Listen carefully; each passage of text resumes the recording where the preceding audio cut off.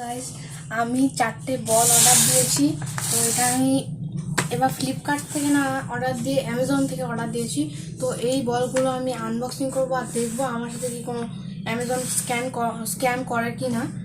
তো অনেকজনের সাথেই অ্যামাজন স্ক্যাম করেছে। তো আমার সাথে কি করবে সে তোমরা এই ভিডিওতে জানতে পারবে।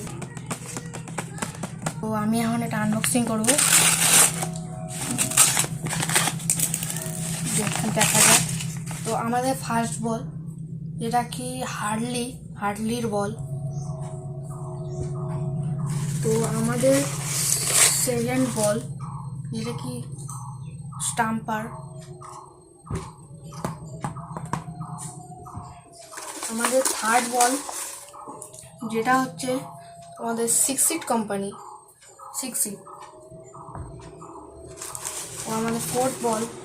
হ্যাঁ, আমার তো হ্যালো গাইস, আমাদের সাথে স্ক্যাম হয়ে গেছে। একটা চামড়া ছোলা বল দিয়েছে। তো এই বলটা কি আমার রিটার্ন করা উচিত নাকি এটা আমার রেখে দেওয়া উচিত? তোমরাই বলো। তো আমার ভালোই লাগে না এগুলা বল যে ক্যান দেয়, তুমি ভালো লাগে না। কি হচ্ছে?